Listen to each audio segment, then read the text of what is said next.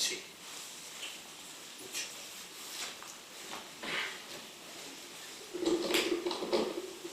Bueno, buenas tardes y bienvenidos a la sala vicaría del Hotel San Antonio el Real. Gracias por estar aquí, por acompañarnos en esta actividad que es la primera de este curso 2020-2021. Gracias, como siempre, a Isaac Martín, que nos permite utilizar esta sala. Y gracias, como no, a Antonio, amigo y colaborador ya fijo de Ontanar. Esta primera actividad la queremos que sea como un pequeño homenaje a todos nuestros amigos que han fallecido en estos últimos meses en esta ciudad. Y queremos dar nuestro más sentido pésame a las familias que han perdido un ser querido. Nosotros en Ontanar hemos perdido a dos personas muy queridas, muy amigos. Uno de ellos en el mes de agosto, fue Amelia, la hermana de Isaac, y nuestro queridísimo amigo Juan José Postigo. Y eran amigos y grandes colaboradores del aula de cultura. Se les echa de menos porque una ocupaba esta silla y Juanjo ocupaba aquella última silla vacía. Y bueno, hay que seguir adelante y vamos a seguir ofreciéndoles conferencias, charlas, alguna visita guiada. Y nos tenemos que adaptar a las medidas que por la situación que estamos viviendo nos obligan. Nosotros estamos llenos de ilusión y de cariño para seguir haciéndolo. Antonio me dijo hace muy poco, hace unos días, que él tenía muy claro para qué estaba ahora en esta vida, y me dijo que era para difundir y dar a conocer todo su conocimiento, todo su saber musical y dar a conocer a la gente.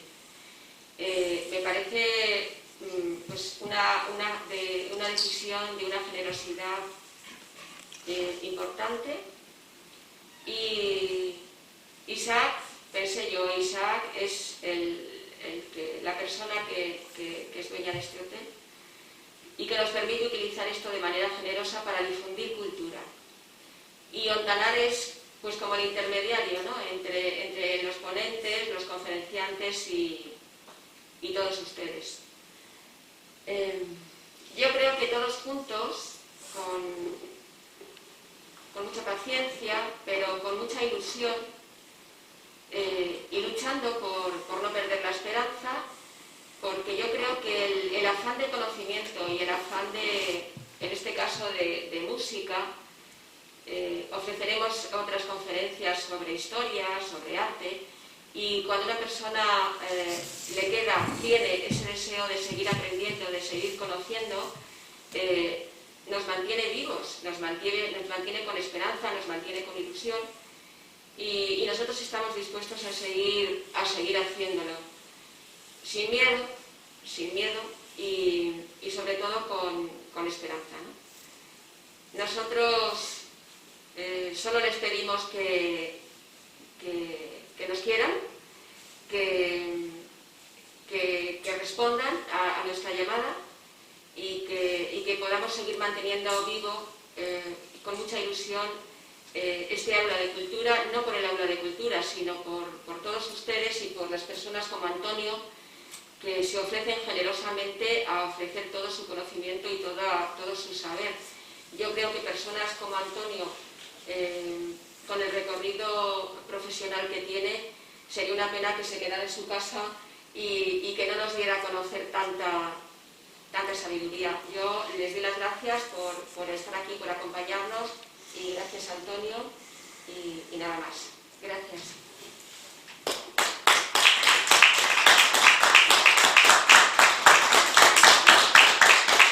Buenas tardes. Yo agradecer a don Taral, a doña María Pía, la presentación tan excesiva que ha hecho de mí. La cosa no es para tanto. Y tener un recuerdo a Juanjo. Fue él el que me invitó un 4 de octubre del año pasado, que parece que ha pasado tanto tiempo y sin embargo solamente un año, a una conferencia que dio Elisa sobre la Iglesia de San Millán el 4 de octubre de 2019. Luego, posterior, Ágape, conocí a doña María Pía, don Javier, me preguntaron y salió el proyecto de mi anterior colaboración programada para Semana Santa. Por una serie de circunstancias hubo que adelantarlas al 20 de diciembre. Felizmente, porque para Semana Santa la cosa no había estado para conferencias. Entonces se cambió y aquella charla es muy diferente a la de ahora. Ahora, entonces había el calor de muchos amigos y ahora hay tantas ausencias. Juanjo nos dejó, pero yo sé que él estaría muy feliz si estuviese allí sentado donde ha dicho María Pía. Y yo recuerdo sus palabras: Antonio, pásalo bien, disfruta. Porque él sabía que a lo mejor él no podía, aunque él tenía ilusión de estar aquí hoy y de retomar su actividad en Ontanar, ¿no?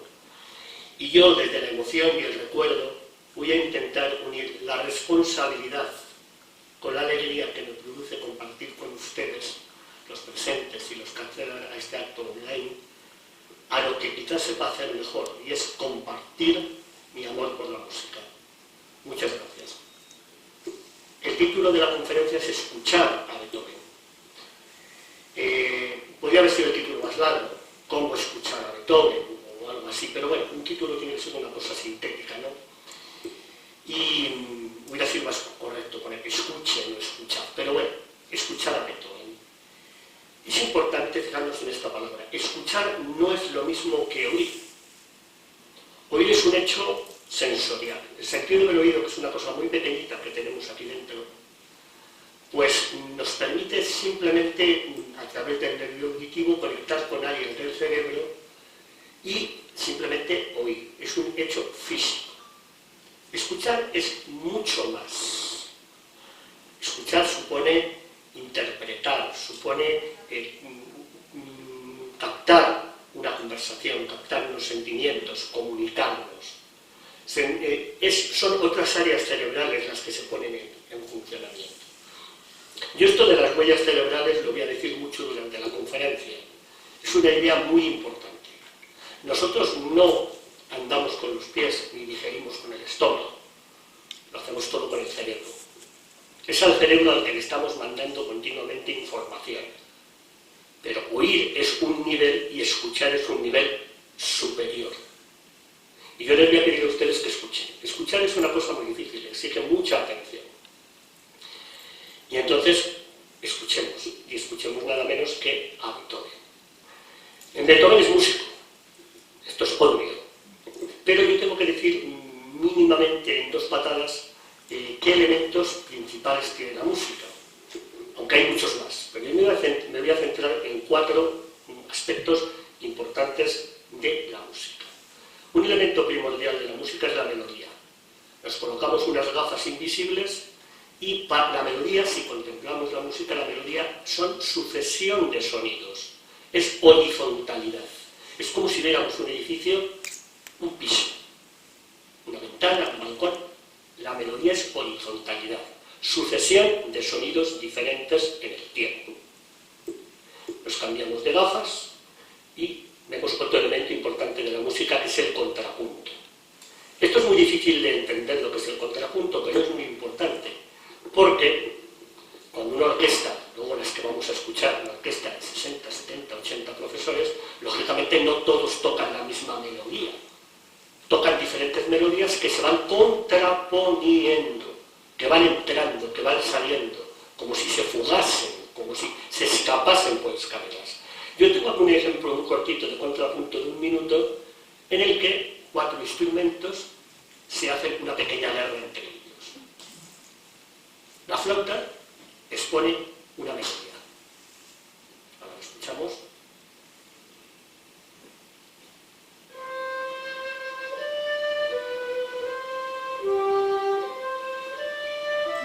Y la coge el clarinete. Pero claro, la flauta no se calla, sigue contraponiéndose a lo que está haciendo el clarinete.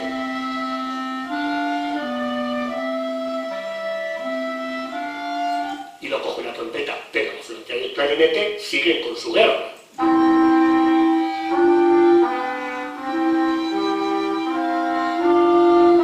Y al final el trombón vuelve a interpretar la misma melodía, pero los otros 3, flauta, clarinete y trompeta, se contraponen a él, hacen su contrapunto.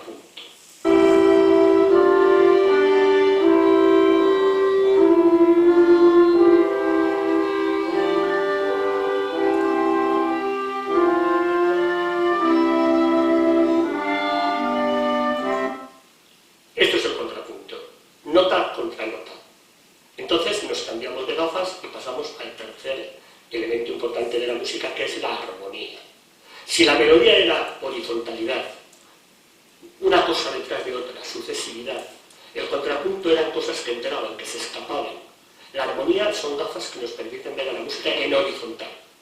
Ya no es nota contra nota ni nota detrás de nota, sino nota sobre nota, nota con nota, simultaneidad. La armonía es simultaneidad, a la vez. Lo que se llaman acordes. Un acorde no son más que 2 o más notas diferentes que suenan a la vez. Pueden sonar bien o pueden sonar mal. Al compositor le puede interesar en un momento dado que aquello suene estridente, porque le da la gana. O le puede ocurrir que aquello suene maravillosamente bien. Estos 3 factores, melodía, contrapunto y armonía, son asignaturas de la carrera de música de muchos años. Yo lo he explicado en 1 minuto. Tiene un cuarto elemento de la música que para mí es el más importante, que es la forma, la estructura. Si nosotros, igual que hacen con el cuerpo humano, que nos meten en una máquina y nos hacen una ecografía, un escáner, una radiografía, si podemos mirar al microscopio, la forma es la estructura de la música. ¿Para qué necesitamos una melodía, un contrapunto, una armonía? Esos ingredientes, ¿cómo los cocinamos? Pues los cocinamos en virtud de una forma, de una estructura. Y esto es lo que yo voy a hablar mucho hoy. Porque escuchar música no es solamente oírla, sino que es intentar, cosa que es muy difícil, intentar descubrir su estructura, su forma. Escuchar a Beethoven se llama la charla. Volviendo a Beethoven, es el 250 aniversario de su nacimiento, nació en 1770, que es el tema que me sugirió Montanaro. La época de Beethoven es lo que se llama el periodo clásico, el clasicismo. De ahí que se llame a toda la música clásica, es incorrecto. La música clásica estrictamente es la música que se escribe en el clasicismo, que se corresponde con un periodo no relativamente muy largo de la historia de la música, mediados del siglo XVIII, principios del siglo XIX. Por supuesto que antes hay también música y después también hay música, pero el clasicismo, clásico es todo aquello que sirve de modelo. ¿Y de qué sirve de modelo el clasicismo? El clasicismo es el periodo, en mi modesta opinión y hasta donde yo llego, donde la forma musical, eso que te he dicho antes, la estructura, adquiere una importancia tremenda. No es que antes, en el barroco, no hubiese forma musical, claro que había. No es que después en el romanticismo no lo hubiera, claro. Pero el clasicismo es esa forma. Se corresponde con el siglo de las luces, de la razón, aunque la música siempre va un poquito después. Por eso esta racionalidad, esta estructuración, se mete en la música. Nos vamos a centrar en este periodo, que es un periodo, ya digo, relativamente corto, en el que además hay la casualidad de que más o menos contemporáneos coinciden 3 genios de la música: Haydn, Mozart y Beethoven. El más anciano es Haydn, lo que pasa es que vive bastante más, lo suficiente como para conocer a Mozart y a Beethoven. Mozart vive, por desgracia, muy poquito, Y Beethoven tampoco es que viva mucho. Es el más joven, pero tampoco es que viva mucho. Claro, estos tres señores son tan buenos, tan buenos, tan buenos, que es que se apiñan ahí juntos y la cantidad de música que se produce de ellos eclipsa a otros compositores, de los cuales hablaremos un poquito, que también son buenos. Lo que pasa es que, claro, al lado de Beethoven, pues a Händel no le conoce nadie. Pero también es un compositor, por decir uno, hay más, ¿no? Entonces, biografía de Beethoven no procede. Las biografías, yo pensaba, digo, pues me compro un libro, la última biografía de Beethoven, a ver, véndamela ustedes. Pero yo ya me conozco, cuando compras la última biografía de alguien, se encargan los que hacen una biografía nueva de poner verdes a los que han hecho las anteriores biografías, diciendo que todo lo que cuentan es mentira. Bueno, pues yo no voy a contar casi nada porque lo importante de las grandes obras no es su vida, sino su obra. Beethoven es una persona fundamentalmente desgraciada, una infancia muy desgraciada porque su padre era una persona muy conflictiva, era un enfermo, y tenía ese síndrome tan negativo que es el síndrome de Mozart. El padre quería que su hijo fuese como Mozart. Claro, tuvo la suerte de que su hijo era Beethoven, si no lo hubiera destrozado. Pero le exigió mucho y le amargó su infancia al pobrecito. Luego él, en cuestión sentimental, fue bastante desgraciado. Tuvo la mala suerte de tener la tutela de un sobrino que era un sinvergüenza, que le quitó la vida. Todo esto son tragedias. Tampoco creamos que es necesario ser un gran compositor, un gran pintor, un gran artista y ser un desgraciado. No. Hay artistas que se lo han pasado muy bien y han hecho cosas maravillosas. Parece como si dijeran, uy, es que la desgracia no. La desgracia no ayuda para nada. Entonces Beethoven, la gran desgracia que tiene, y eso sí que es importante, es que en un momento de su vida progresiva y paulatinamente, y no se sabe por qué, yo no lo sé, ni lo he mirado, y yo creo que no lo sabe nadie, pues le ocurre lo que a un músico es tremendo, terrible y horroroso, que es progresivamente quedarse sordo. Es como un pintor quedarse ciego, o un atleta quedarse paralítico. Beethoven no nace sordo, es muy distinto una persona que nace sordo y no ha oído nunca nada. Beethoven oía, pero dejó de oír. Ojo, Beethoven dejó de oír, pero no de escuchar, porque evidentemente el escuchar es algo interno y Beethoven tenía que escuchar lo que compuso cuando progresivamente se iba quedando sordo. Y esto es muy importante. Entonces, Beethoven es un compositor clásico, es un compositor que compone, y esto es muy obvio, cómo se componía en su época. Lo que pasa es que él era como era, y sí que cogía las recetas de su época, pero luego él lo hacía a su manera. Beethoven es un compositor clásico, del clasicismo.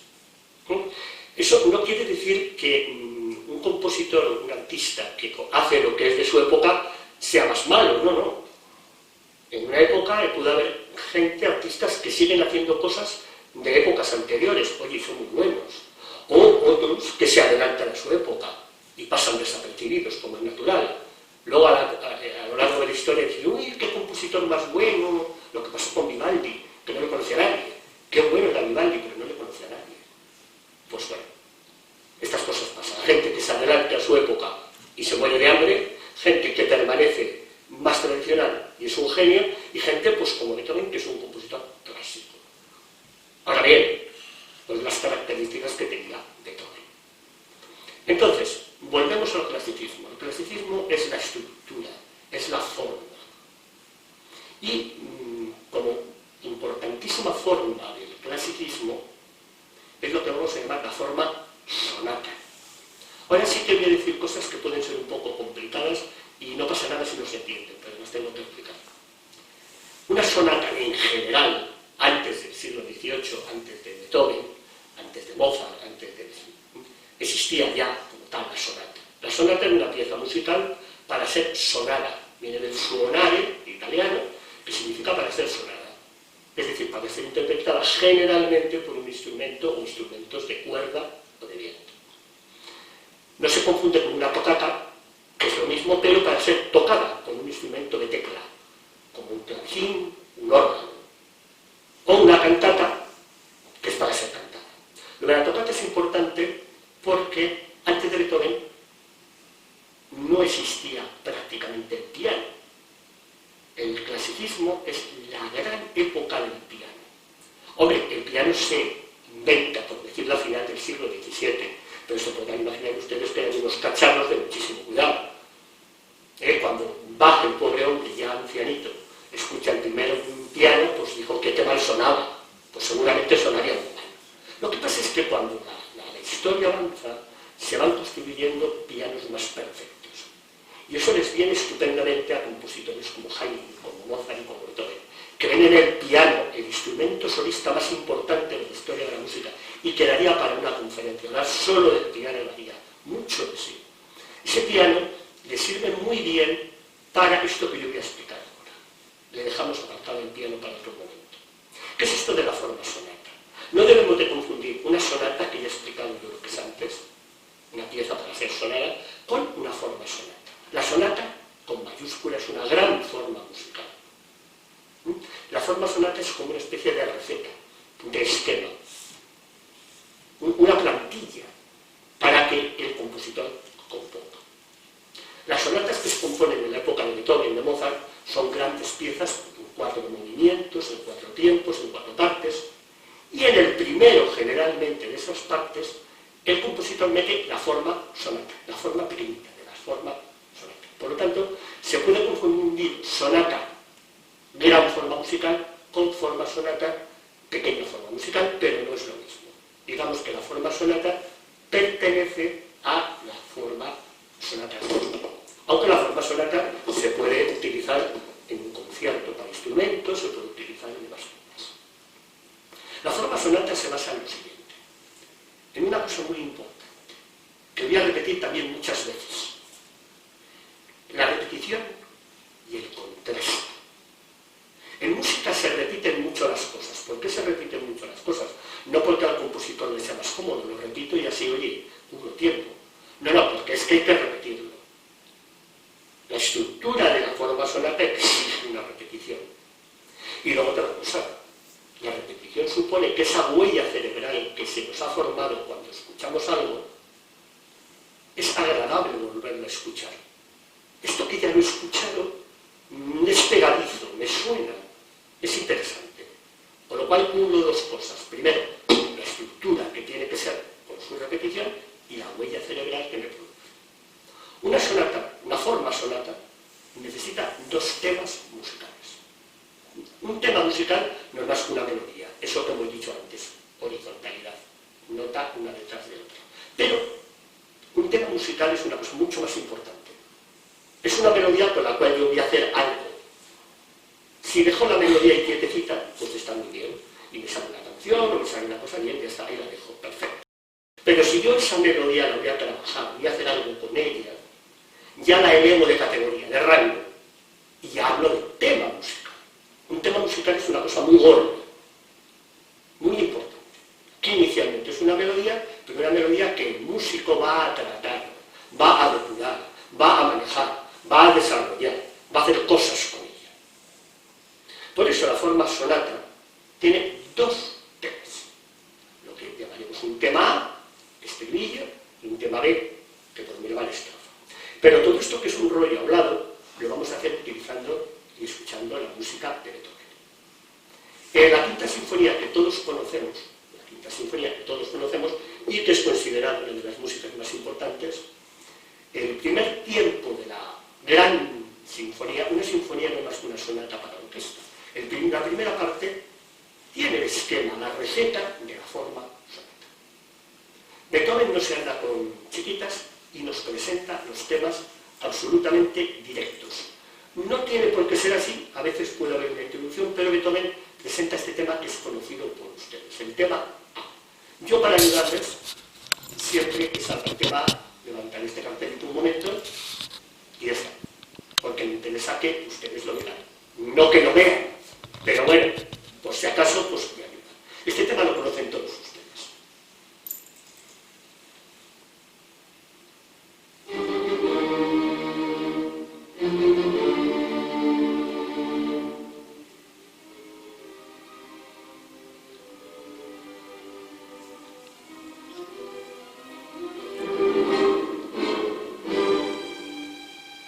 Parece mentira que 18 segundos de música sean el núcleo de toda la quinta sinfonía.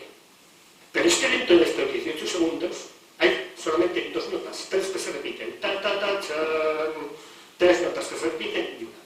Y con eso Beethoven genera todo este primer tema. ¿Qué va a hacer con este primer tema? Pues oponerle, contrastarle, segunda palabra que yo voy a utilizar mucho, repetición y contraste, lo voy a contrastar con el tema B. Si el tema A era un tema que atrae, que llama la atención, un tema potente, un tema duro, un tema fuerte, el tema B es un tema mucho más lírico, mucho más contrastante.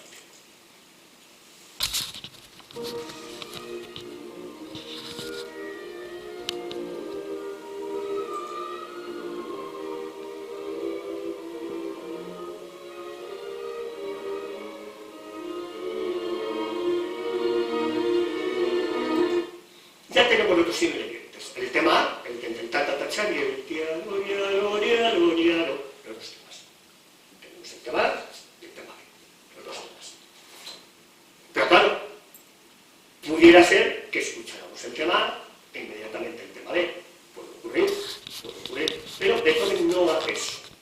Entre el tema A y el tema B mete otras cosas, otros ingredientes, otras melodías, que se llaman lo que la vida corriente, lo que nos permite pasar de un punto a otro de un río, que es un puente.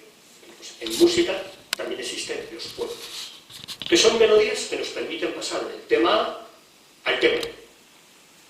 Y punto. Para que la estructura vaya tomando el guiso, el pastel que estamos construyendo vaya formándose. Hay dos puentes importantes, uno primero,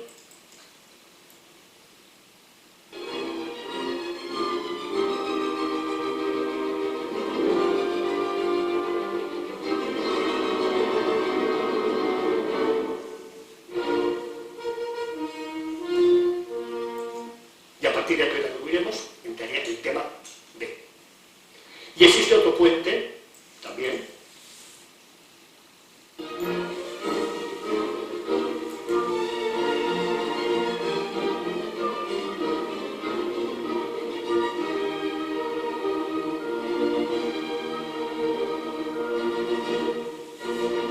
todos ellos matemáticamente duran exactamente alrededor de 18 segundos. Matemática pura, estructura, forma.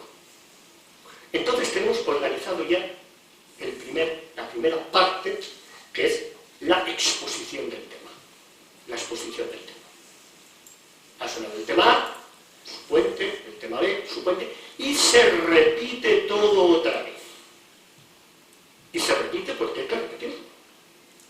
Ya aquí tenemos la huella en el cerebro de que lo hemos oído. Una vez que se ha hecho la exposición, que son 3 minutos, ya dice Beethoven da un chupinazo y dice: señores, aquí ha terminado el primer plato, como si dijéramos. Y a partir de ahí, la música se pierde. Viene el desarrollo. Hombre, nosotros seguiremos oyendo algo parecido al tatatachán.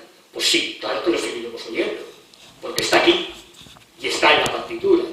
Pero en el desarrollo, pues bueno, pues ahí se pierde y nos quedamos con ganas de decir: ¿dónde se ha ido el tatatachán y el tiaro, ¿dónde se ha ido? Pues bueno, Beethoven nos lo vuelve a reexponer. Nos lo volvemos a oír. Lo volvemos a la reexposición del principio. Ojo, es falso. Lo que estamos escuchando no es exactamente lo mismo que hemos oído antes. Pero para nuestro oído suena igual. Lo que pasa es que esto cuando lo tocas, dices, yo ya, cuando tocas a una sonata de Beethoven, que es muy difícil, pues tú has tocado ya el primer tema, el segundo tema, etc. Tocas el desarrollo y luego vuelves y dices, sí, suena igual, pero lo estoy tocando en otro sitio del piano, lo estoy tocando más a la derecha, más a la izquierda. No es exactamente igual, pero para nuestro oído nos suena igual. Y es bonito porque cuando lo expone Beethoven, que era Beethoven, el puente que mete es un puente muy chiquitito, donde se oye un oboe, muy bonito.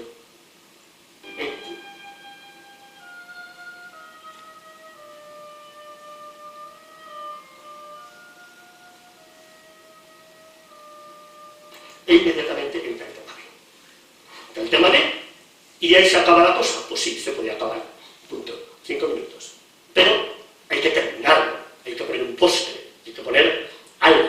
Después de la reexposición, hay que poner un postre, lo que se llama una coda. Una coda es una palabra italiana que significa cola.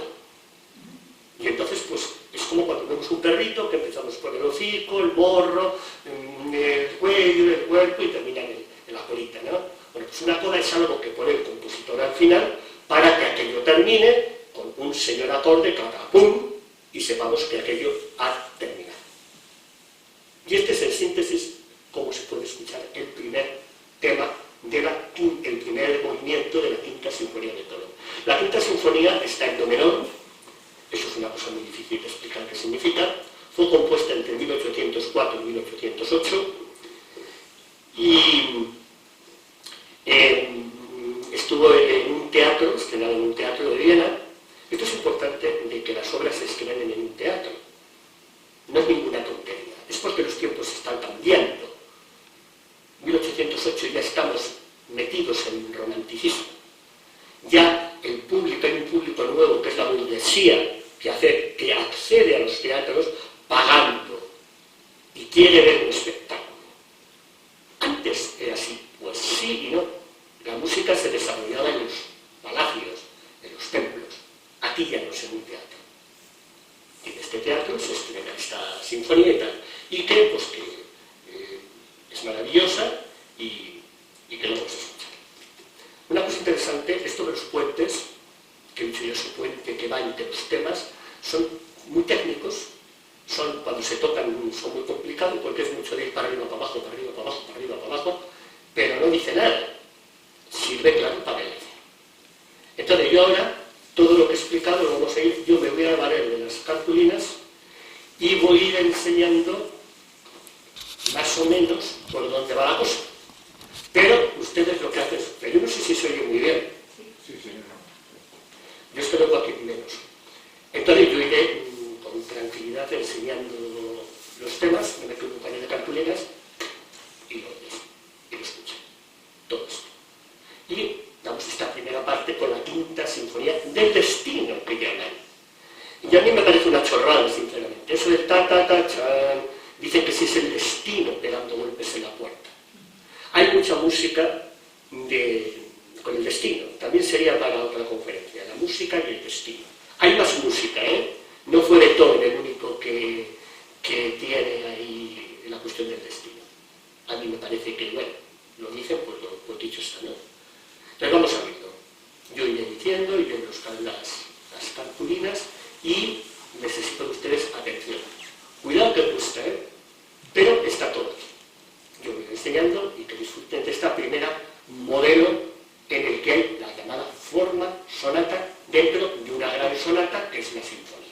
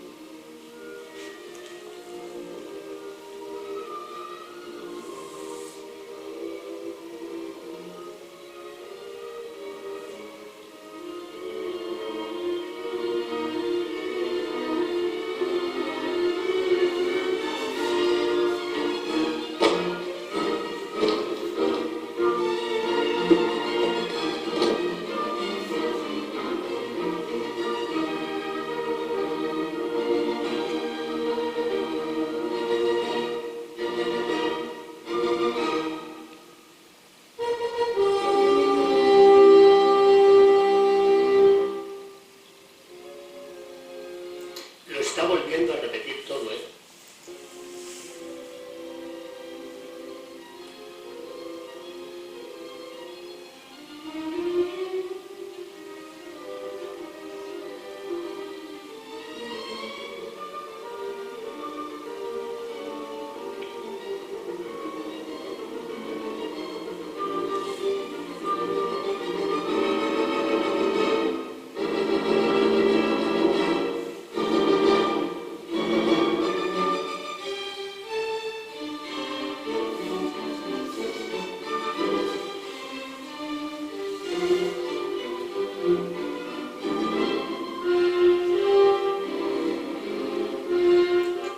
Y está desarrollándolo, claro.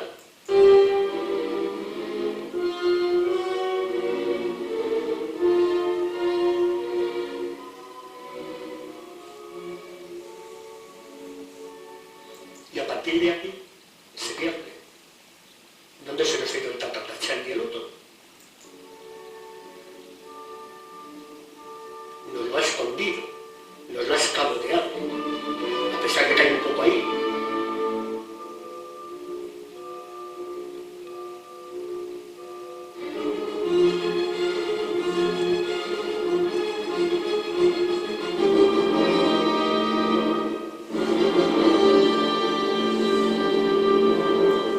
¿Qué está haciendo Beethoven? Es una cosa muy clara. Nos está reexponiendo el tema. Después del desarrollo, nos lo está reexponiendo.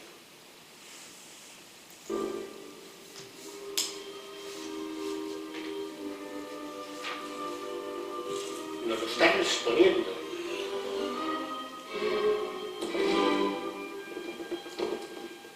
Y aquí está el solo de oboe que yo decía.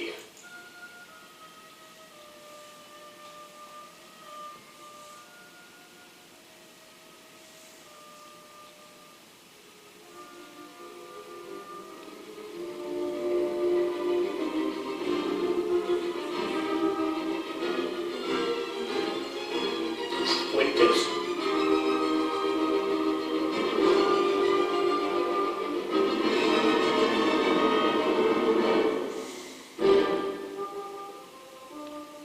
Nuevamente el tema B, es que se me ha caído la cartulina al suelo.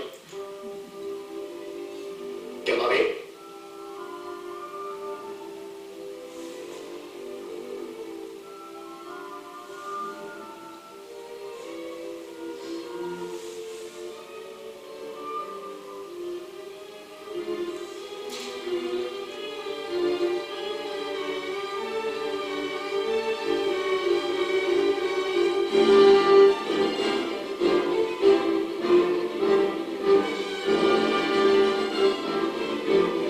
Y a partir de aquí, el señor Beethoven ya ha cumplido. Ha expuesto el tema, lo ha repetido, lo ha desarrollado, lo ha reexpuesto y dice, y a partir de aquí, señores, el postre, la coda, hasta que termine el movimiento.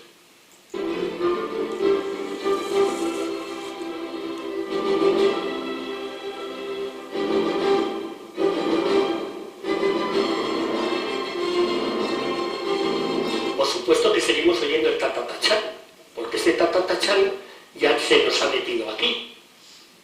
Y ese tatatachán es el que genera todo el movimiento. Pero esto ya es a todo, lo que sobra, el postre. Pero hay que terminar el movimiento, ¿no?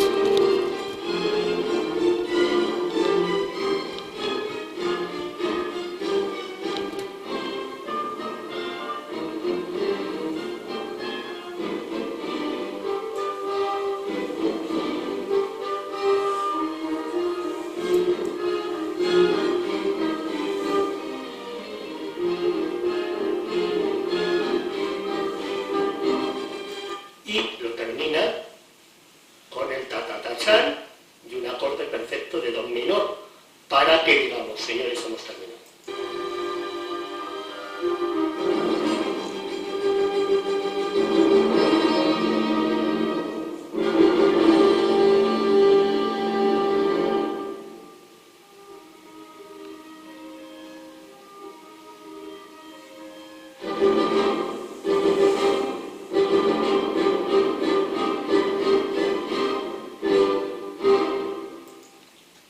Perfecto. Movimiento de forma sonata, perfecto. Si tuviéramos que visualizar la quinta sinfonía, esto que hemos oído, yo lo veo como pilares, como columnas. Tema A, puente, tema B, puente, repetición, desarrollo, oda, todo muy cuadrado. Dentro de que Beethoven era Beethoven y descuadraba lo que le daba la gana. Pero aquí tenemos un modelo con la quinta sinfonía, la forma sonata, el clasicismo, la repetición y el contraste. Temas que se repiten y temas que se contrastan. Y esto lo voy a repetir mucho. Cambiamos de menú y nos vamos a la séptima. Beethoven compuso 9 sinfonías. Hay quien dice que si los últimos años esbozó una décima, yo creo que queda dentro de la literatura más que otra cosa. Y después de Beethoven, la importancia, porque Beethoven sí que tuvo importancia, a él sí que le hicieron caso. Pues nadie se atrevía a hacer más de 9 sinfonías. Nadie. Ni Schubert, ni Schumann, ni Brahms, ni Tchaikovsky, nadie. Hasta muy avanzado el siglo XIX, que viene Mahler y Shostakovich y no sé qué, y hacen sinfonías después. Pero a ver quién tenía más narices de hacer más sinfonías que Beethoven. Dentro de las sinfonías de Beethoven, a mí particularmente las impares me parecen más bonitas, la tercera, la quinta, la séptima y la novena, con la excepción de la sexta, pues son mucho más bonitas. Cambiamos a la séptima. La séptima sinfonía se escribe en 1811 y fue compuesta en uno de los estados de salud de Beethoven, que estuvo en un balneario, porque Beethoven no tenía buena salud. Hay que comprender que entonces la higiene, la alimentación, la genética no es como ahora, aunque ahora estamos viviendo un momento muy duro. Entonces era muy normal estar mal de salud. Beethoven no tenía buena salud. Lo compuso en un retiro y compuso esta sinfonía en el año 1911 y se estrena el 8 de diciembre de 1813. También en un teatro.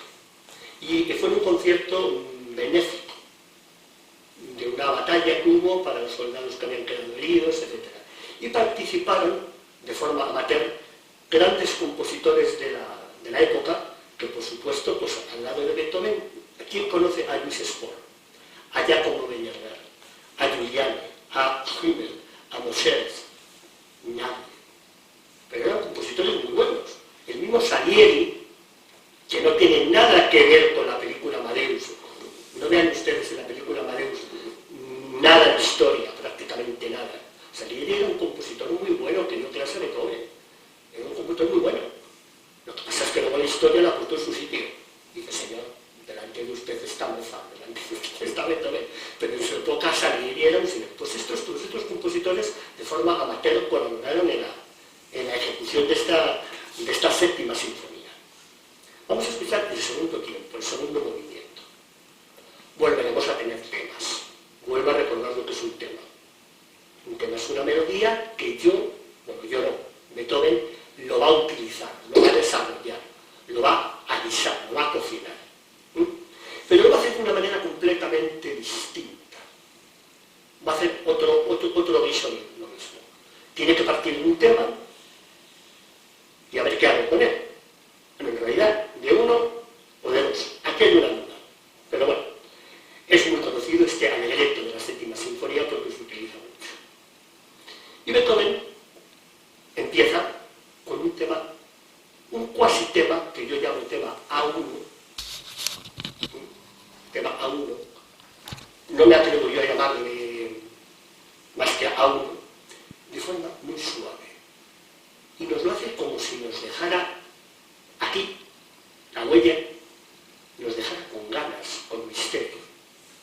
Y muy económicamente, si en la sinfonía número 5 con 2 notas hacía todo y la coge el clarinete. Pero claro, la flauta no se calla, sigue contraponiéndose a lo que está haciendo el clarinete.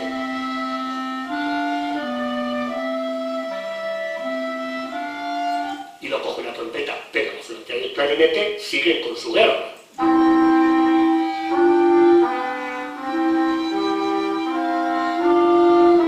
Y al final el trombón vuelve a interpretar la misma melodía, pero los otros tres, flauta, clarinete y trompeta, se contraponen a él, hacen su contrapunto.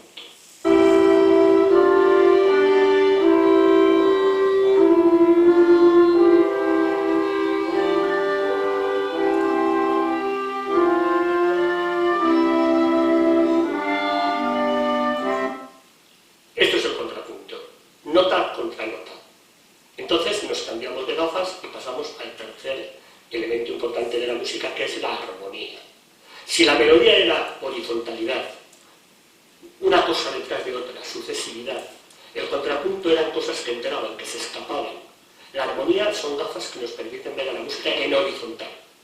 Ya no es nota contra nota ni nota detrás de nota, sino nota sobre nota, nota con nota, simultaneidad. La armonía es simultaneidad, a la vez. Lo que se llaman acordes. Un acorde no son más que dos o más notas diferentes que suenan a la vez. Pueden sonar bien o pueden sonar mal. Al compositor le puede interesar en un momento dado que aquello suene estridente, porque le da la gana. O le puede ocurrir que aquello suene maravillosamente bien. Estos tres factores, melodía, contrapunto y armonía, son asignaturas de la carrera de música de muchos años. Yo lo he explicado en un minuto. Tiene un cuarto elemento de la música que para mí es el más importante, que es la forma, la estructura. Si nosotros, igual que hacen con el cuerpo humano, que nos meten en una máquina y nos hacen una ecografía, un escáner, una radiografía, si podemos mirar al microscopio, la forma es la estructura de la música. ¿Para qué necesitamos una melodía, un contrapunto, una armonía? Esos ingredientes, ¿cómo los cocinamos? Pues los cocinamos en virtud de una forma, de una estructura. Y esto es lo que yo voy a hablar mucho hoy. Porque escuchar música no es solamente oírla, sino que es intentar, cosa que es muy difícil, intentar descubrir su estructura, su forma. Escuchar a Beethoven se llama la charla. Volviendo a Beethoven, es el 250 aniversario de su nacimiento, nació en 1770. Es el tema que me sugirió Montanar. La época de Beethoven es lo que se llama el periodo clásico, el clasicismo. De ahí que se llame a toda la música clásica, es incorrecto. La música clásica estrictamente es la música que se escribe en el clasicismo, que se corresponde con un periodo no relativamente muy largo de la historia de la música, mediados del siglo XVIII, principios del siglo XIX. Por supuesto que antes hay también música y después también hay música, pero el clasicismo, clásico es todo aquello que sirve de modelo. ¿Y de qué sirve de modelo el clasicismo? El clasicismo es el periodo, en mi modesta opinión y hasta donde yo llego, donde la forma musical, eso que te he dicho antes, la estructura, adquiere una importancia tremenda. No es que antes, en el barroco, no hubiese forma musical, claro que había. No es que después en el romanticismo no lo hubiera, claro. Pero el clasicismo es esa forma. Se corresponde con el siglo de las luces, de la razón, aunque la música siempre va un poquito después. Por eso esta racionalidad, esta estructuración se mete en la música. Nos vamos a centrar en este periodo, que es un periodo, ya digo, relativamente corto, en el que además hay la casualidad de que más o menos contemporáneos coinciden tres genios de la música: Haydn, Mozart y Beethoven. El más anciano es Haydn, lo que pasa es que vive bastante más, lo suficiente como para conocer a Mozart y a Beethoven. Mozart vive, por desgracia, muy poquito, y Beethoven tampoco es que viva mucho. Es el más joven, pero tampoco es que viva mucho.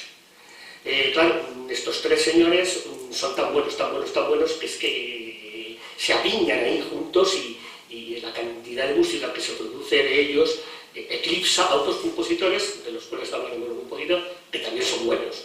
Lo que pasa es que, claro, al lado de Beethoven, pues a Himmel no le conoce nadie, pero también es un compositor, por decir uno, hay más, ¿no? Entonces, biografía de Beethoven no procede. Las biografías, yo pensaba, digo, pues me compro un libro, la última biografía de Beethoven, a ver, véndamela ustedes. Pero yo ya me conozco, cuando compras la última biografía, de alguien. Se encargan los que hacen una biografía nueva de poner verdes a los que han hecho las anteriores biografías, diciendo que todo lo que cuentan es mentira. Bueno, pues yo no voy a contar casi nada porque lo importante de las grandes obras no es su vida, sino su obra. Beethoven es una persona fundamentalmente desgraciada, una infancia muy desgraciada porque su padre era una persona muy conflictiva, era un enfermo, y tenía ese síndrome tan negativo que es el síndrome de Mozart. El padre quería que su hijo fuese como Mozart. Claro, tuvo la suerte de que su hijo era Beethoven, si no lo hubiera destrozado. Pero le exigió mucho y le amargó su infancia al pobrecito. Luego él, en cuestión sentimental, fue bastante desgraciado. Tuvo la mala suerte de tener la tutela de un sobrino que era un sinvergüenza, que le quitó la vida. Todo esto son tragedias. Tampoco creamos que es necesario ser un gran compositor, un gran pintor, un gran artista y ser un desgraciado. No. Hay artistas que se lo han pasado muy bien y han hecho cosas maravillosas. Parece como si dijeran, uy, es que la desgracia no. La desgracia no ayuda para nada.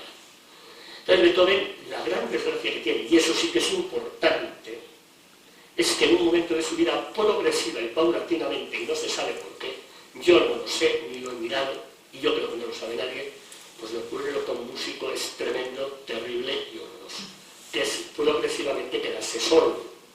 Es como un pintor quedarse ciego, o un atleta quedarse paralítico. Beethoven no nace sordo, es muy distinto una persona que nace sordo y no ha oído nunca nada. Beethoven oía, pero dejó de oír. Ojo, Beethoven dejó de oír, pero no de escuchar, porque evidentemente el escuchar es algo interno y Beethoven tenía que escuchar lo que compuso cuando progresivamente se iba quedando sordo. Y esto es muy importante. Entonces, Beethoven es un compositor clásico, es un compositor que compone, y esto es muy obvio, cómo se componía en su época. Lo que pasa es que él era como era, y sí que cogía las recetas de su época, pero luego él lo hacía a su manera. Beethoven es un compositor clásico, del clasicismo. Eso no quiere decir que un compositor, un artista que hace lo que es de su época, sea más malo, no. En una época puede haber gente, artistas, que siguen haciendo cosas de épocas anteriores, oye, y son muy buenos. O otros que se adelantan a su época y pasan desapercibidos, como es natural. Luego, a lo largo de la historia, dicen, uy, qué compositor más bueno, lo que pasó con Vivaldi, que no le conocía a nadie. Qué bueno era Vivaldi, pero no le conocía a nadie. Pues bueno, estas cosas pasan. Gente que se adelanta a su época y se muere de hambre, gente que permanece más tradicional y es un genio, y gente, pues como Beethoven, que es un compositor clásico. Ahora bien, pues las características que tenía Beethoven. Entonces, volvemos al clasicismo. El clasicismo es la estructura, es la forma. Y como importantísima forma del clasicismo es lo que vamos a llamar la forma sonata. Ahora sí que voy a decir cosas que pueden ser un poco complicadas y no pasa nada si no se entienden, pero las tengo que explicar. Una sonata en general, antes del siglo XVIII, antes de Beethoven, antes de Mozart, existía ya como tal la sonata. La sonata era una pieza musical para ser sonada, viene del suonare italiano, que significa para ser sonada. Es decir, para ser interpretada generalmente por un instrumento o instrumentos de cuerda o de viento. No se confunde con una tocata, que es lo mismo, pero para ser tocada con un instrumento de tecla, como un clavín, un órgano. O una cantata, que es para ser cantada. Lo de la tocata es importante porque antes de Beethoven no existía prácticamente el piano. El clasicismo es la gran época del piano. Hombre, el piano se inventa, por decirlo, a final del siglo XVII, pero se podrán imaginar ustedes que hay unos cacharros de muchísimo cuidado. Cuando Bach, el pobre hombre, ya ancianito, escucha el primer piano, pues dijo que qué mal sonaba. Pues seguramente sonaría muy mal. Lo que pasa es que cuando la historia avanza, se van construyendo pianos más perfectos.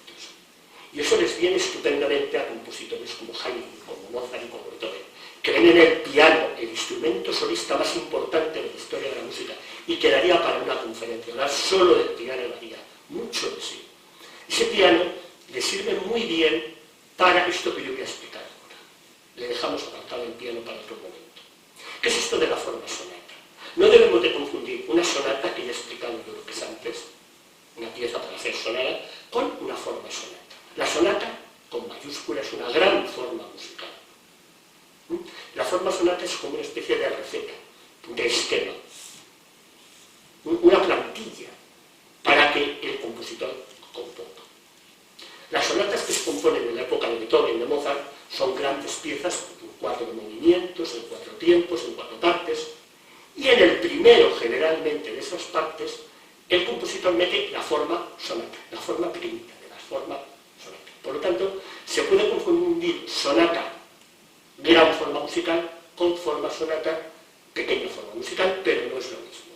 Digamos que la forma sonata pertenece a la forma sonata. Aunque la forma sonata se puede utilizar en un concierto para instrumentos, se puede utilizar en demás formas. La forma sonata se basa en lo siguiente, en una cosa muy importante, que voy a repetir también muchas veces. La repetición y el contraste. En música se repiten mucho las cosas. ¿Por qué se repiten mucho las cosas? No porque al compositor le sea más cómodo, lo repito y así, oye, puro tiempo. No, porque es que hay que repetirlo. La estructura de la forma sonata exige una repetición. Y luego otra cosa, la repetición supone que esa huella cerebral que se nos ha formado cuando escuchamos algo, es agradable volverlo a escuchar. Esto que ya lo he escuchado es pegadizo, me suena, es interesante. Con lo cual uno dos cosas. Primero, la estructura que tiene que ser con su repetición y la huella cerebral que me produce. Una sonata, una forma sonata, necesita 2 temas musicales.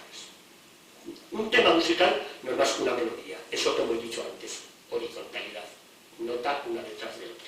Pero un tema musical es una cosa mucho más importante. Es una melodía con la cual yo voy a hacer algo. Si dejo la melodía y quietecita, pues está muy bien. Y me sale una canción o me sale una cosa bien, ya está, ahí la dejo, perfecto. Aquí con algunas más.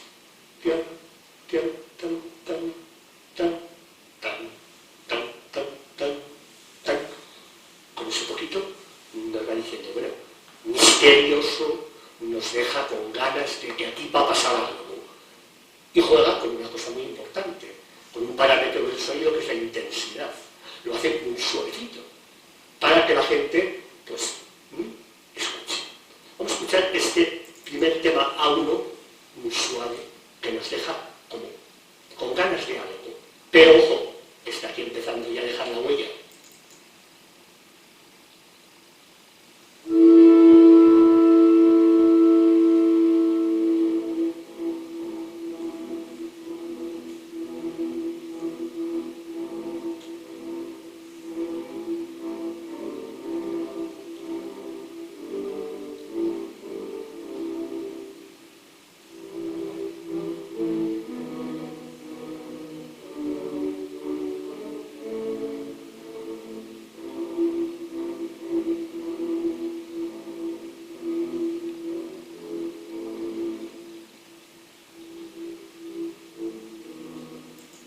Notan ustedes que lo repite, porque la repetición es importante, pero nos deja como con ganas de decir, bueno, y esto, este misterio, ¿qué pasa aquí? Estamos deseando, nuestro cerebro nos está pidiendo algo más, nos está pidiendo que este tema A1 o bien desaparezca como pasaba en la quinta y venga un tema B o pase algo. Y lo que pasa es que ya después aparece el temazo que dice la obra. Ya decimos, ojo, que esto ya sí que es un tema, que esto ya sí que no es una repetición tan, es un tema. Y decimos, ojo, majo, lo que hace Beethoven, claro, yo lo llamo tema A2 porque se parece mucho al tema A1. Es como si fuéramos una continuación. Y con esto va a jugar para el movimiento alegreto, va a jugar con los dos. Y va a hacer cosas muy atrevidas con ellos. Y aquí ya tenemos el tema A2, que así que decimos, uy, esto ya es otra cosa.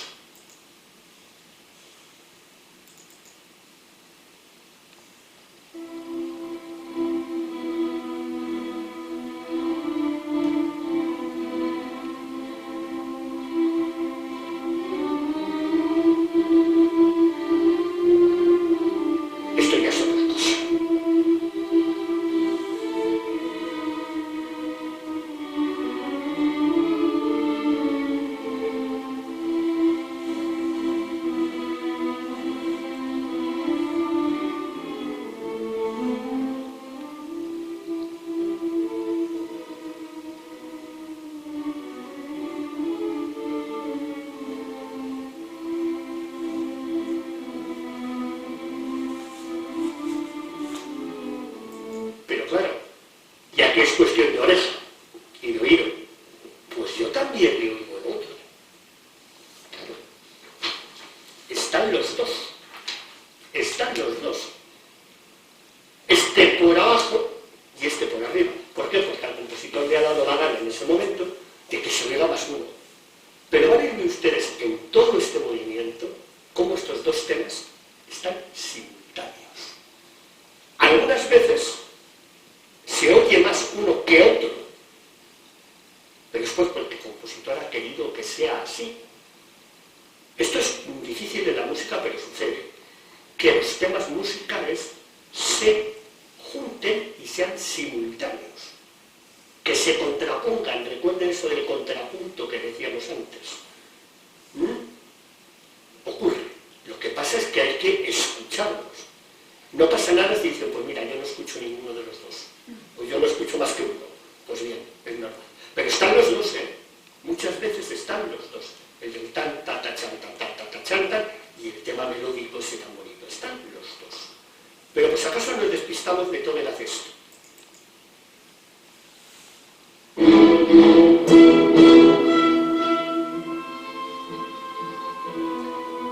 Nos ha dado al principio tres cachiporrazos. Pom, pom, pom. Cuidado, no os despistéis, que estoy aquí todavía.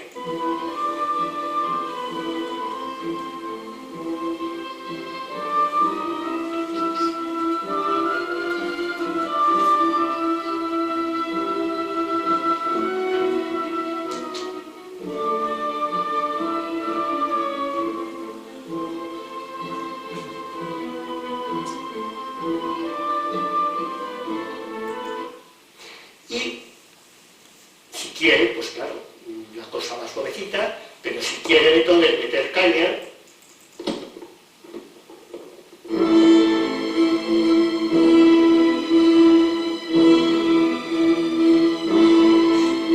se oyen los dos perfectamente. Yo creo que se oye más el primero ahora y el segundo se oye menos.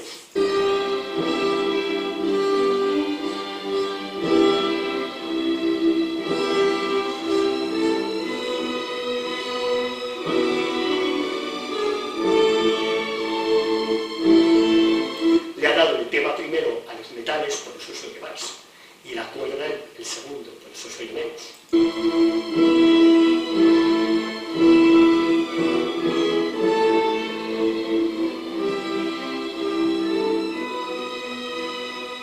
¿Qué hace después de esto Beethoven? Pues bueno, pues Beethoven, ahora lo escuchamos, se marcha, hace un desarrollo, ya nos ha metido en la cabeza los dos temas, nos ha hecho la huella, nos los ha repetido, nos los ha simultaneado, nos los ha contrastado, nos ha hecho todo lo que puede hacer, y luego Beethoven dice, bueno, pues ahora me voy a otros territorios.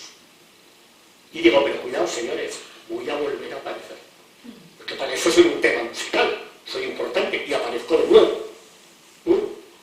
Y al final, pues eso. ¿Y cómo lo termina? Pues eso no digo nada. Si el primero eran columnas, el de la quinta sinfonía eran columnas, pilastras del tema A, el tema B, aquí es otra cosa diferente. Aquí es otra forma visual distinta que lo tiene yo luego al final. ¿Cómo lo termina Beethoven? Pues de una forma genial. Este movimiento, cosa bastante rara en la música sinfónica, se repitió en su estreno. No es normal, así como en las óperas. Sí que es normal que un aria guste y se repita. En la música sinfónica no es normal que se repita un movimiento. Debió de gustar tanto que se repitió. Le dieron el bis. Al pobre Beethoven, que yo ya no sé si lo oía, tengo mis dudas. Pero bueno, pero vamos a ir este alegreto, tranquilo, más o menos rápido, de la séptima sinfonía. Yo seguiré ayudándole de los carteles, pero sinceramente lo que se va a oír mucho son los dos a la vez. ¿Cuánto se oye más uno? ¿Cuánto se oye más otro? Depende del capricho de Beethoven.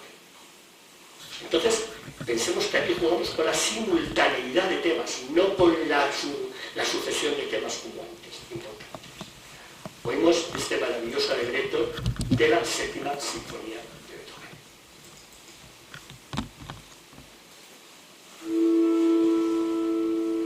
Tema misterioso, el A1.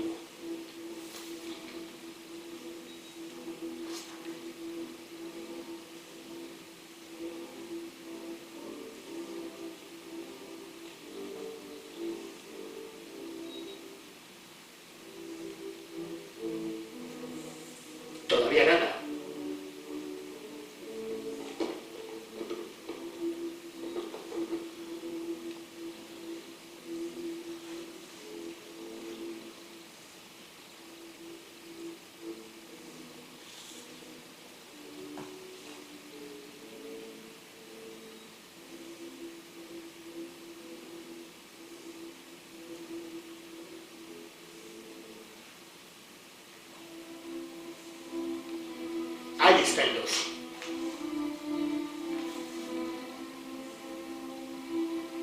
Pero también está este. Segmentos.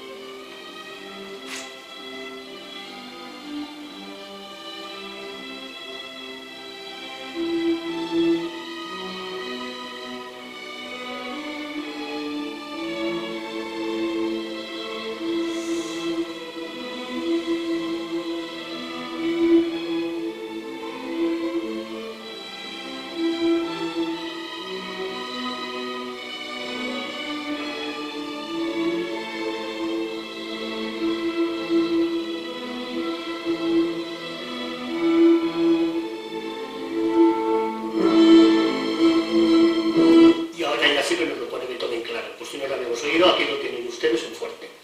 ¿Cómo se oye? Yo creo que más el 1 que el 2. Porque el tema, ya he dicho, se lo ha dado a los metales. Y la cuerda está haciendo el 2.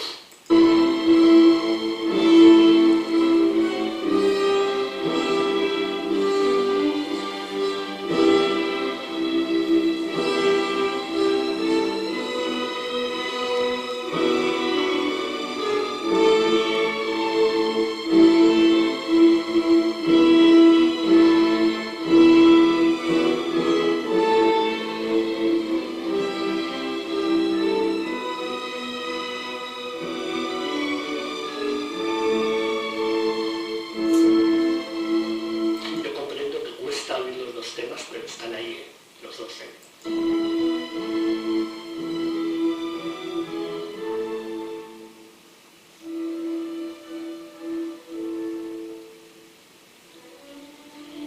Y claro, ¿qué hace a partir de aquí? Nos olvidamos. Y dice, bueno, yo también sé hacer otra música. Y se marcha y hace otras melodías, otras cosas muy hermosas, pero aquí ya nos ha dejado la huella. Y estamos deseando de volver a oírlo. Y decir, quietos, quietos, que hay más música, hay más.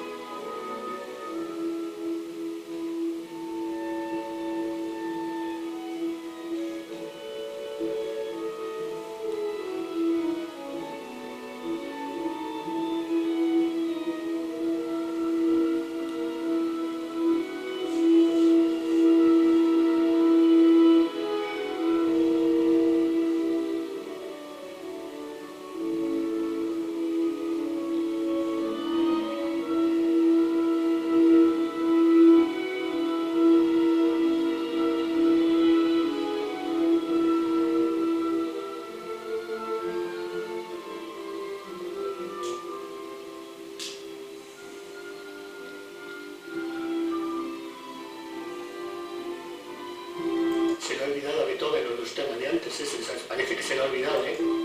No. Cuidado que lo prepara ya.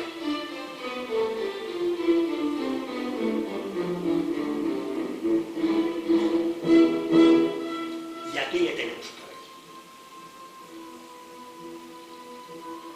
El tema A2.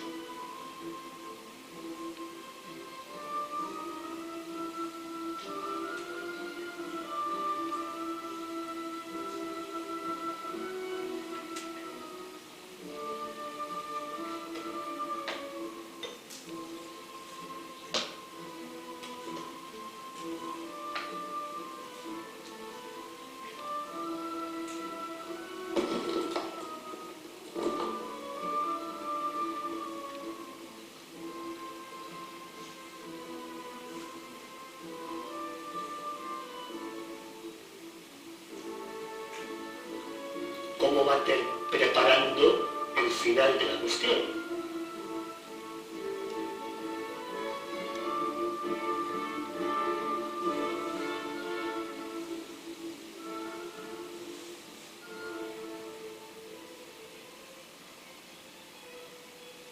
Ahí le tenemos el tema.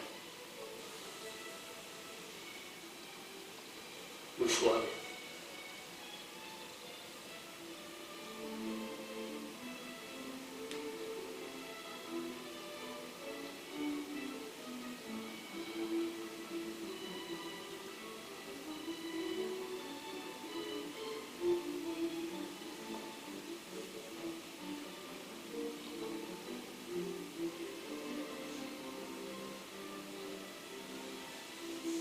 Parece que nos dan ganas de que vuelva el tema, me lo está preparando, pero todavía no nos lo presenta de nuevo.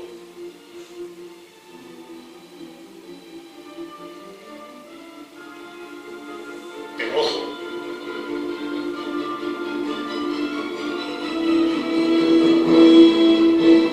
ahí le tenemos otra vez, por si se nos había olvidado.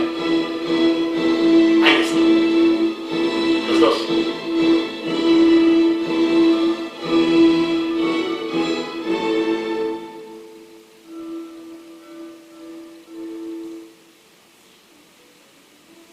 Y la coda, claro. Vamos preparando para que termine la cosa.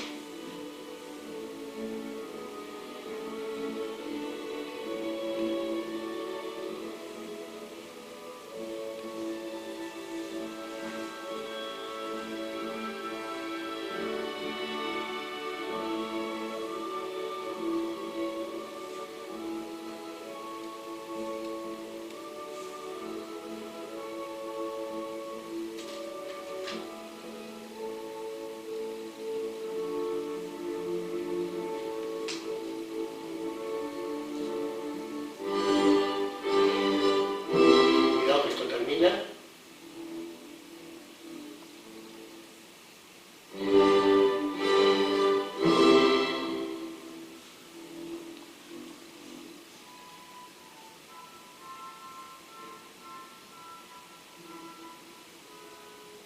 Y seguimos oyendo el tatatachanga, no sé si se dan cuenta, ¿eh?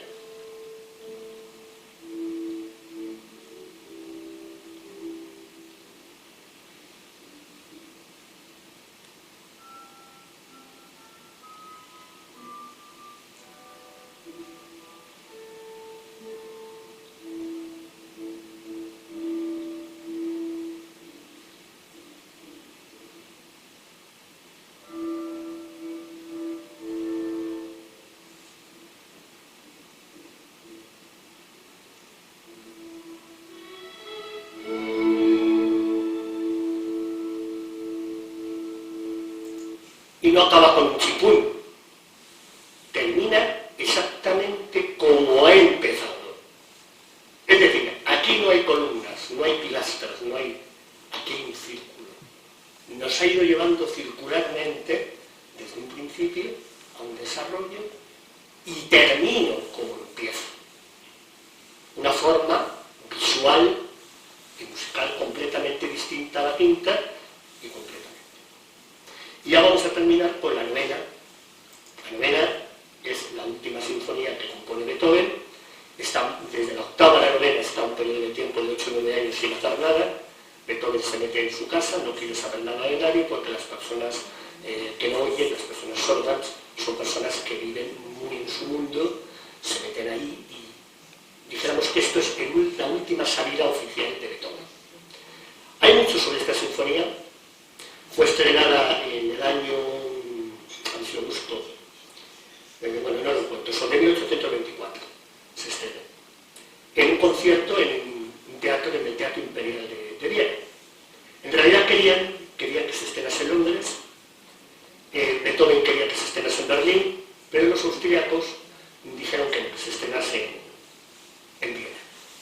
Un concierto en un teatro con una primera parte en la que se interpretó otras obras de Beethoven y todo el mundo estaba expectante por esta novena sinfonía en la que había un coro. No era normal. Hombre, en la primera parte sí que había participado el coro, con unos fragmentos de la Misa Solemnis de Beethoven y tal, pero viene el intermedio, la gente se saldría a fumar o lo que hicieran, volverían, se sentarían ahí tranquilamente y dirían, bueno, pues me encuentro con una orquesta, un coro detrás, unos solistas, y bueno, y va pasando el asunto. El coro sentado, los solistas sentados, el pobre Beethoven, que ya no oía nada, de espaldas, siguiendo la partitura porque él no dirigía, no podía dirigir, y pasan los 4 tiempos, los 2 primeros tiempos de esta sinfonía, llega el tercero, que es importante escuchar un minuto del tercero, porque el tercer tiempo de la sinfonía esta de Beethoven, de la novena, es una cosa tan sumamente maravillosa. Nosotros no vamos a escuchar más que un minuto, el final, que a mí me recuerda mucho cuando yo viajaba, porque yo me ponía mucho esta sinfonía y decía, cuidado Antonio, que esto tiene peligro. Decía el maestro Argenta que cuando él dirigía este tercer movimiento, que nosotros no vamos a oír, le temblaban las piernas. No me extraña. Es de una serenidad y de una tranquilidad absoluta. Esto es maravilloso. ¿Cómo termina este tercer tiempo?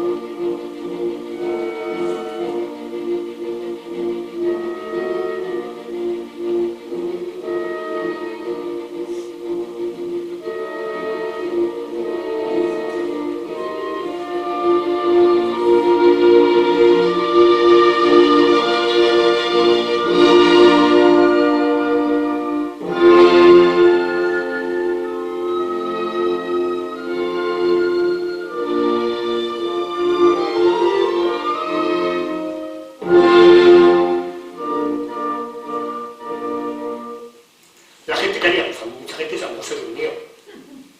Dijo, pues bueno, espera que haya tranquilidad y tal. Lo que hace Beethoven, esta no la vamos a ir completa, esta la voy a ir comentando yo y poniendo el fragmento. ¿Qué hace Beethoven? Pues jugar con lo que yo les he explicado a ustedes, con el contraste y con la repetición. Después de un tercer movimiento tranquilo, adagio, Beethoven, que la gente estaría así diciendo, bueno, ¿qué pasa aquí? Que el coro ahí lleva 3 horas, bueno, 3 horas, muchísimo tiempo, y aquí no hay espectáculo, porque la gente pagó y quería ver una orquesta, un coro, estamos en el romanticismo, ya la gente paga, ahí la burguesía accede al espectáculo, quería espectáculo. Y entonces Beethoven, cuando todo el mundo, el director descansa, la gente tose, eso que pasa en los conciertos, empieza a moverse y el director coge la batuta y les pega un susto a la gente que hay ahí tremenda. ¿Por qué les enchufa esto? Piensen una cosa, que en la época de Beethoven los instrumentos no eran exactamente como ahora, eran más primitivos y no sonaban tan fuerte. Pero la gente que estuviese medio dormida, cuando escuchó esta introducción, debió de dar un brinco en el asiento.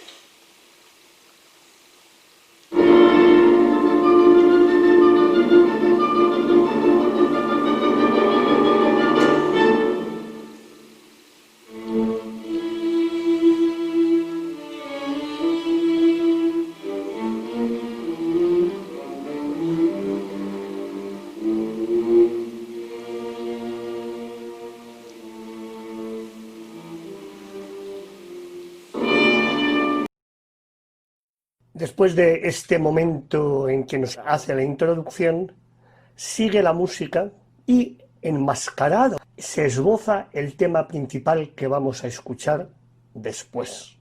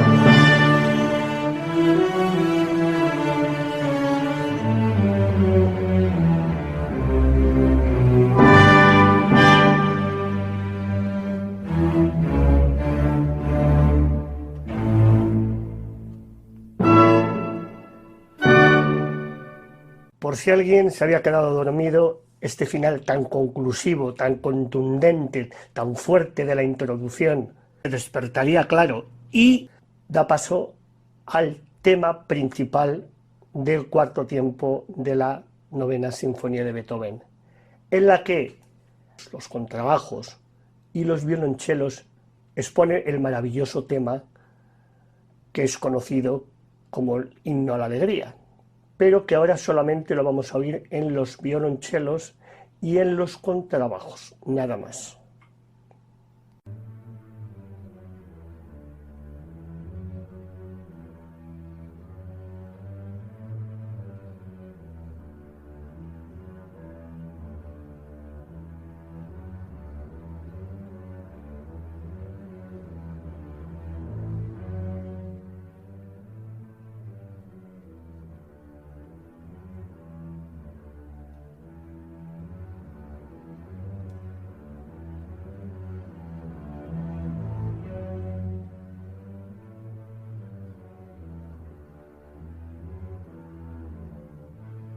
Después el tema se lo cede a la cuerda media, a las violas, que repite en su propia tesitura el tema que ya hemos escuchado.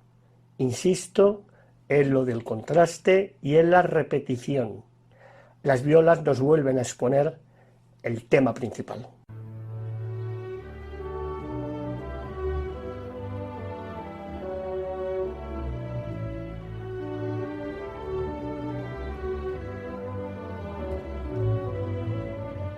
Y después la cuerda aguda, los violines.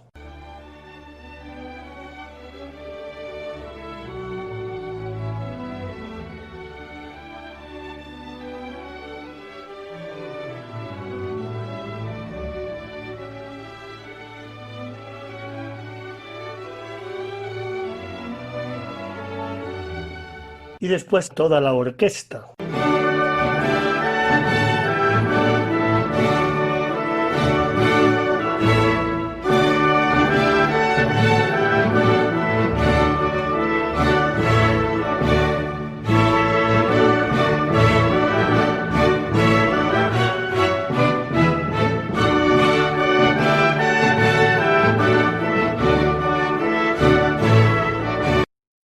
En este momento Beethoven nos ha enseñado ya las dos cartas principales, la de la introducción y la del tema principal, lo que conocemos como Oda, himno a la alegría. Pero volvemos al recurso del que yo he hablado, la repetición. Después de un sutilísimo pasaje, vuelve la introducción con toda la fuerza y con toda la intensidad, por si se nos había olvidado. No se nos ha olvidado porque ha quedado grabado en nuestro cerebro.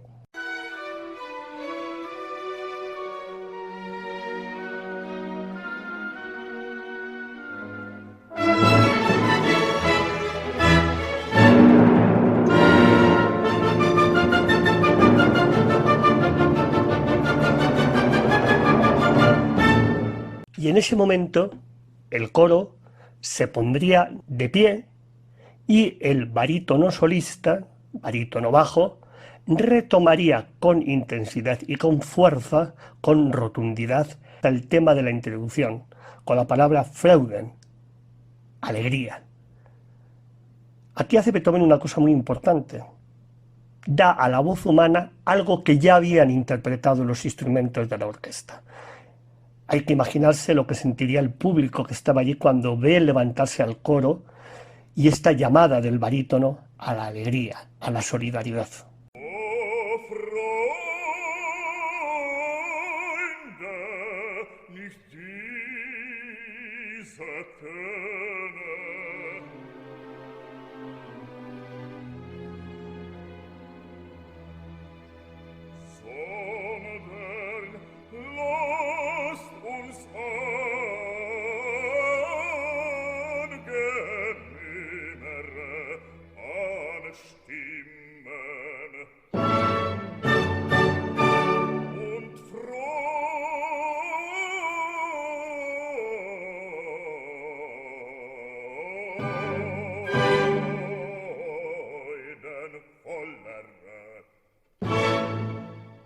Y ahora sí que es el barítono en solitario, con la palabra Freuden, el que expone de nuevo el tema principal, el tema de la Oda a la Alegría, que hemos escuchado anteriormente a los contrabajos, a las violas, a los violines y a toda la orquesta.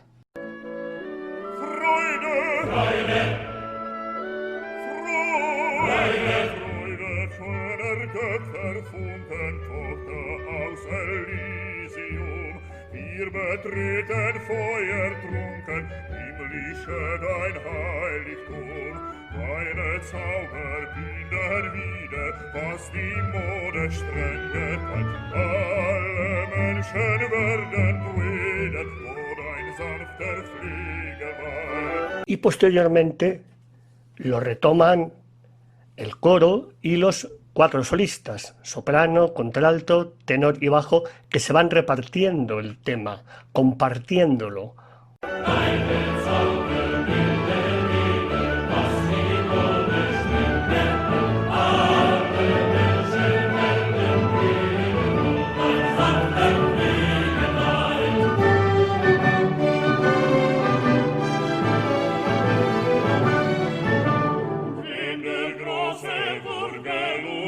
Eines Freundes Freund zu sein, der ein Ohr des Weiberungen, ich es einem Jungen, ja, wenn auch eine Seele seinen Auferwehrung und wenn's liege doch erstellen, einen Sieg aus diesem Bund.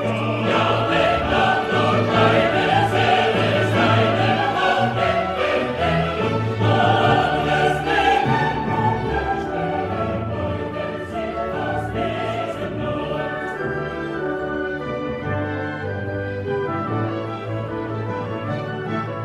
Podemos hablar, pues, de que hasta aquí ha habido como una exposición del cuarto movimiento. La introducción y el tema principal, que se ha ido pasando por los instrumentos de la orquesta, que ha pasado a los solistas vocales. Luego suceden muchas más cosas, hay mucha más música. Pero eso lo dejaremos para otra ocasión. Después es nuevamente el coro el que en solitario canta el tema principal. No se lo habíamos oído hasta entonces cantar al coro en solitario. Y en ese momento ya no es el coro el que canta, es la humanidad entera la que pide alegría, libertad, solidaridad. Y sobre todo, en estos momentos tan duros, esperanza. Porque este tema del himno a la alegría, a la libertad, ese tema que en los años 60 cantó Miguel Ríos y lo popularizó, que luego Herbert von Karajan lo versionó y se convirtió en himno de la Unión Europea, es eso, un canto a la esperanza y a la humanidad. No es el coro, somos todos los que cantamos.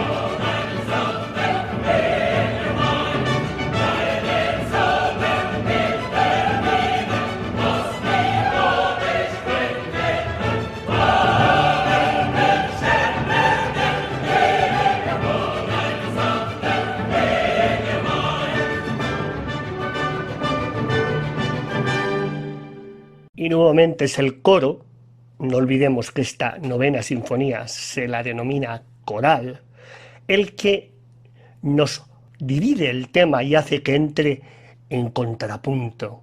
Unas voces, las voces femeninas, las voces masculinas van entrando poco a poco en un crescendo que nos va conduciendo hacia el final del movimiento.